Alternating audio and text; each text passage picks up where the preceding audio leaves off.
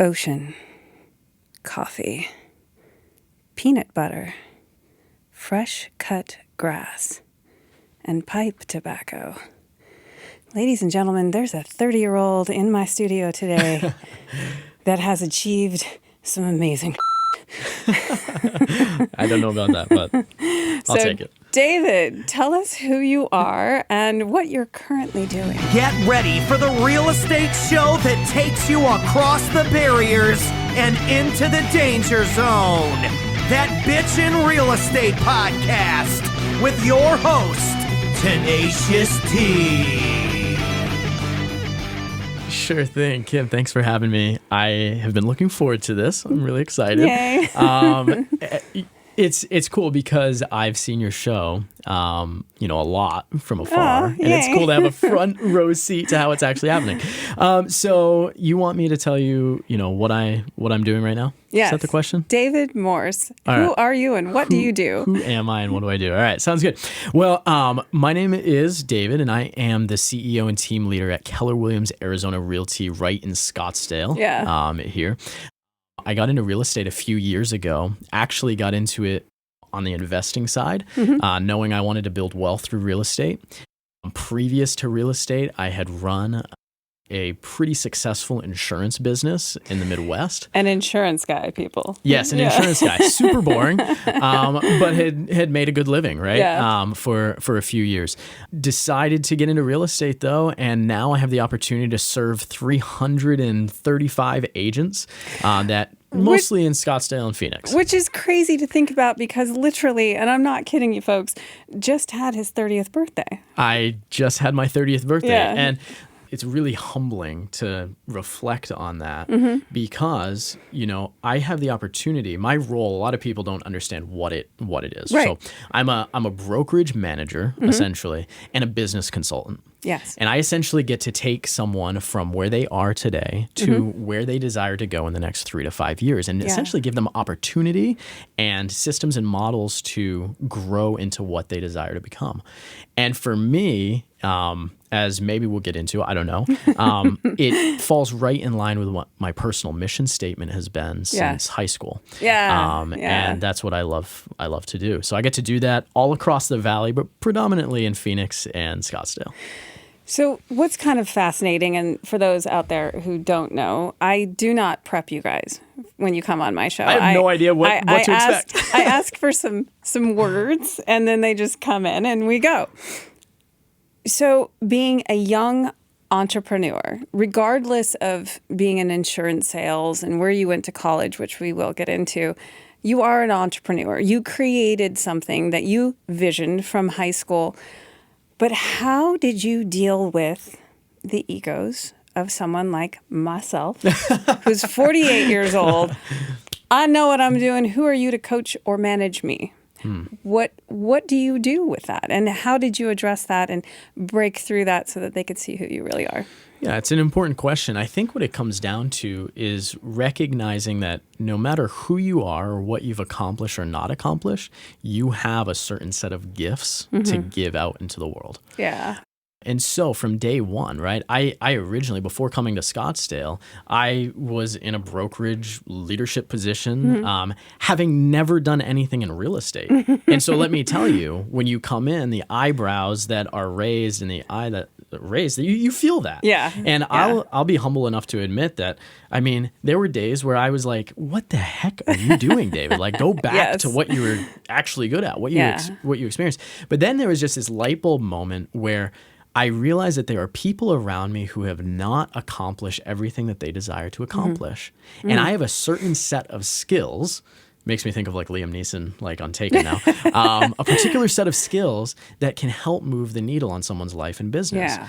And so the ego thing, I think it was just, it continues to be coming in with humility and realizing that I have something to offer you. And if you want to take it, great. If not, then I'll move along. Right. Exactly. That's what it is. And the pattern of my career to this point has been that I've helped enough people get where they want to go, that now that track record starts to follow itself a little bit. Yeah. And that's really fun because now someone can come into contact with me and say, hey, you helped my friend go from here to here. Can you help me? Yes. And so I've had the opportunity, whether it be mortgage, like lenders or title or all these different types of businesses that we touch in real estate, come to me and ask for help. And being able to help them gives me so much joy. Well, and in any business, especially where there's a sole proprietor involved, insurance, sales, that's inclusive. They all have a similar foundation and system. Yeah. And if you have the gifts, as you say, to identify what works for certain individuals and expand on that, then it has nothing to do with age. Of course. I mean, nothing there's to do with age. Some of the most successful people around us are much younger than me. I actually joked around that I'm over the hill now because I do feel like when professional athletes start being younger than you, that's true. like the turning point in your life. Can my son just hang out with you for one day? I'd like that to, spill onto him. Peanut butter. I like the smell of peanut butter too, but what's the story behind peanut butter? Okay, so when I was about 5 years ago, I had gotten to a place in my life where I'm a pretty short individual, and I had put on quite a bit of weight. And so I realized that I just needed to make a change. Yeah. And so I was up over just right at 200 pounds, which for my height is not where I should be.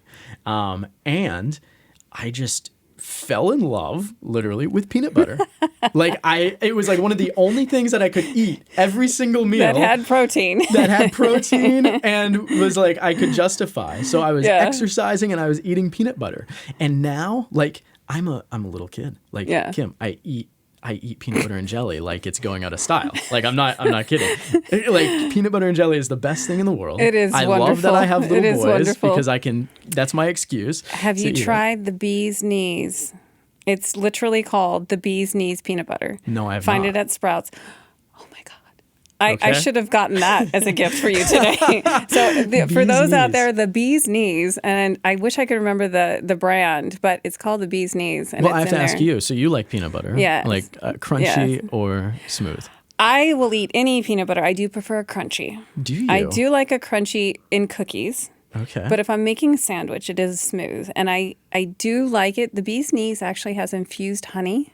So you really don't need the jelly. But if you're going to put jelly, I have to have fresh boysenberry or raspberry jelly. Okay. Yes. So I'm very specific. Mental note. If you haven't tried it, try it. I'm a grape jelly guy. So health and fitness. Yeah, that's been a big focus of, for me especially, my whole life. The last 3 years have been a big focus for me. But it's the time to be healthy. It's the time to build your immune system.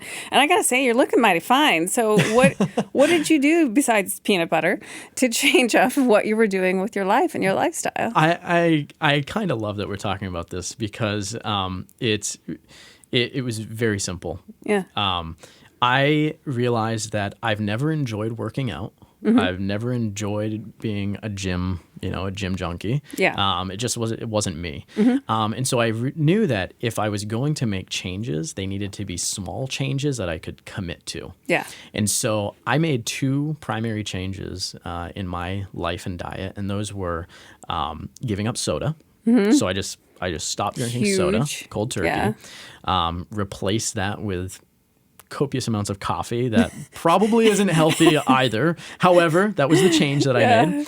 And then I found something that I believe originated in the Mayo Clinic called 7-Minute Workout. Oh. And it was an app that was basically just a short circuit, and you just repeat the circuit as many times as you can in 7 minutes. I said, okay, I can commit to 7 minutes. Yeah. I can do that. We all can commit to 7 minutes. Right. Yeah. Right. And so I just consistently, and I didn't transform. Right. You can't do that working 7 minutes. However, over an extended period of time, I just rolled out of bed every day and did this 7-minute workout. And to this day, that's my workout routine. Other than playing basketball, which I love to do, it's 7-minute workout and no soda. And I think like the point is that your habits decide your future. I think F.M. Alexander said, you don't decide your future. You decide your habits, and your habits decide your future. So true. Oh, and that's just beautiful. adjusting a habit a little bit Yeah. can make massive changes in your life. You'll have to send me a before so that when I edit this video, I can float it above and show the 7-minute transformation over a period of 2 years. All of Arizona, about 2 years. 2 years. Yep. Now, it does help that you have these two incredibly beautiful, amazing young children. Please tell me about them. Sure. So I have twin boys, Augustine and Bear. I love it. His name is Bear, B-E-A-R, and Augustine. They're twins. My wife and I won't get into the full story, but my wife and I didn't think we could have kids, period. And so we were actually a year and a day into the adoption process. Oh, yeah. When we found out we were pregnant with not one, but two. I love kids. it. I love Completely it. natural. They're our pride and joy. And there is something very magical and unique about twins, especially when they were little and they didn't speak yet. They totally knew each other and what they were saying. There was no question. Yep. And they can read each other's minds. And one of my twins has autism. And it's so interesting to see, no matter what, that communication that they have. Do you see that twin? I do. The twin power. The twin telepathy thing that goes on. And I have twin sisters as well. Oh, wow. So I had kind of seen and experienced that, although we're very close in age. So, it's so different having your own kids. Yeah. I do want to talk a little bit about your wife, though. This is interesting. So I love talking about my wife. We're gonna go back to what I found out in my stalking. I stalk all my guests. You have a degree in biblical studies. I do. Which to me, initially people think, oh, he studies the Bible. That's not what I would think the purpose of that was. The purpose is to study and understand humans. Their mind, their processes, their faith, their beliefs, because obviously you have faith and belief. Yep. Is that about when you met your wife? So we met in high school. Oh, so sweet. Yeah. So we're high school sweethearts, and we grew up in neighboring towns, very rural. So I'm from rural Maine. Maine, yep. As far away from here as you can get. Can't get there from here. Exactly. You can do that. So we grew up in neighboring towns. Didn't know each other until our junior year of high school. But through running, I ran cross country in high school and met her through that, competing against her school. And the rest is history. We started dating and then got married while I was in school. Yeah. So you're doing the biblical studies plus all of the other majors in between. And is she in photography? Yes, she is. And film? Yeah. Hey, good stalking. Yeah. Good stalking. So a very artsy, creative. Yes. She seems very free-spirited. Yep. She's very adventurous. So you're more of the engineer type. Oh, yeah. And she's the creative visual type. Yep. So when you came together, you started working for her. So in her business, so Jamie's definitely more creative, and she's grown into a business person and done some tremendous things. I mean, you name a major publication in the wedding space, which is what she does, and she's been in it multiple times sometimes. And she has developed those business skills. But early on, it was definitely like she and I worked in a very collaborative nature for, developing some of that brand identity and the business back end and looking at the numbers and all of those. And so it's fun because even the consulting that I do now, it translates into consulting in that world as well. Yes. Because it's all models. Because I was going to say that when you started helping her with business development, those were your early stages of what you're doing now. Yeah. Helping you're with exactly business development. Yeah. Getting things off the ground. Yes. And the whole faith, and when I'm stalking you online and I'm looking at what you do with your personal life and what you put out there, It truly is. And this is why I wanted you on my show. What I think young people need to remember today is family and building a legacy for your family, for your children. And it's not about the quick fix. It's not about the instant gratification. It's about the slow, beautiful, romantic build of that family and the legacy that comes from that. I agree. Where does that come from for you? Who taught you that? I'm very fortunate to come from a family that that I had both parents my whole life, and to see that modeled. And I also have seen a transformative story in my parents as well. When I was younger, I grew up in a trailer, a mobile home. Yeah. Right. It was me, my twin sisters. My dad was making about $300 a week, supporting a family of 5. Yeah. Living in a mobile home. And I got to see him through hard, consistent work, kind of that slow burn that you're talking about. Slow, steady pace. Exactly. Got to see him develop into a leader, a business owner, and to do it the whole time with my mother by his side. Yeah. And both of them just really, there was never any question. Like, they came first. It wasn't about us kids. It was about them. And we fit into that picture. And I think that's important. Yes. Because even as a young parent, like, I see how things shift really rapidly, where kids become the center of attention. And I love my children dearly. I love my wife that much more. Like, it's like, and I think it's important for them to see that. And that's what I saw. And so my dad, I saw him progress in his story into the CEO of a company that just recently got acquired. And to go from living in the mobile home to now in my life in real estate, like, considering buying mobile home parks and doing these things, I attribute a lot of it to just watching that slow, steady pace of my parents, never giving up, waking up and going to work each and every day, and doing it together. Yeah, being each other's cheerleader. And for Jamie and I, like, we get to do that for each other, and we've done that. We've been married almost 10 years. Yeah, which is really unusual. Again, isn't that wild? In this day and time to be a 30-year-old who's a CEO and who has been married for 10 years, who has 2 children, whose center is his partnership. And let me just say this in case she's watching or listen when she listens. She doesn't take shit. Like, I mean, she is the first person to call me out, like, when I need to be called out. And, like, that's the best feeling in the world. Yeah. To know that you have a relationship in your life who cares about you that deeply, that they're not going to let you, the head blow up. Yeah. They're not going to let this go. They're going to point these things out because they love you. My poor husband is married to Tenacious Tea. So this is a handful, let me tell you. He is head of I've household. only been in business with you for a couple of weeks. And that's what I mean to say is the respect you have for each other, respect the strengths. I'm not saying that, obviously in some relationships, the wife or the spouse or the partner has a certain role, but it's recognizing those roles and making sure that you value each other first. Yeah.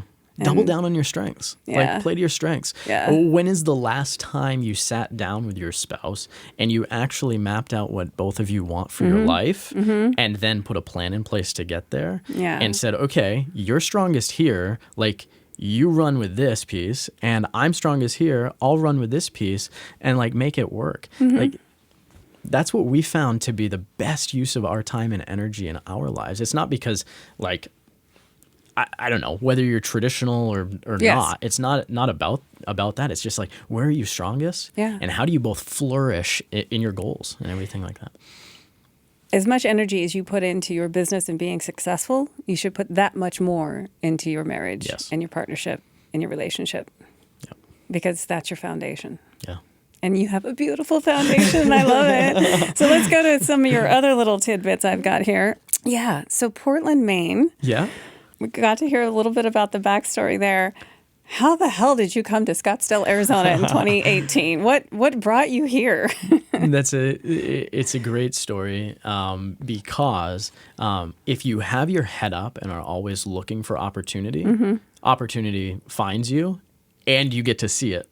And I think that's what really my whole professional life has been. Yeah. So every year Keller Williams has a couple national conferences. And if you know anything about Keller Williams, we're a gigantic company. Yes. We have about 165,000 agents across the Yes. globe. And so I wasn't necessarily looking to make a move south, especially not to Scottsdale. It was not on the radar. Sure. However, I know one thing all the time is that I desire to be in business with the right people. Yeah. And for the right people, I'll always make a move. Right. And so last August, I was at a national conference and I met one of my amazing investors, Kristen Cole, who many people that listen to your show Anyway. probably know. And I'm just getting Kristen. to know her myself. So Kristen, is a top 100 agent on Real Trends. She has real estate teams all across the country. Number one agent in Alaska. I mean, amazing. But above even the business prowess, just getting to know her personally and her mission and the causes that are important to her, I knew she was someone that I wanted to be in business with. Absolutely. And so when she approached and started talking to me about an opportunity, I was all ears. And so I took that back to my partner and I said, "What do you think?" And her initial response was, "Not a chance in hell. Not going to happen. I'm not going to the desert. I'm not leaving my family. It's not happening." Yes. But after a couple weeks and a couple trips, we decided together that this was the right move, to be in business with the right people and to be able to serve the agents that I get to serve. And let me tell you, it's been fun so far. You've already conquered a lot of your fears in establishing yourself not only in the insurance sales business, but getting into a Keller Williams leadership position in Maine. And now you're grabbing a hold of an opportunity, but there's fear there because you don't know what's going to happen when you come out here. You know what you can do. What did you do to address that?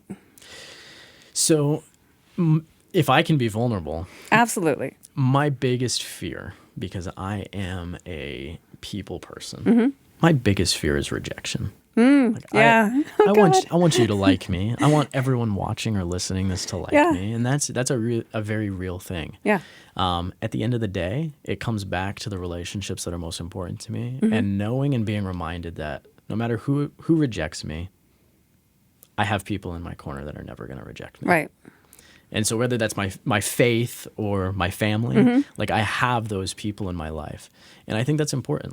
All of us need those people around us that we know, because then I can pick up the phone and I can reach out to someone.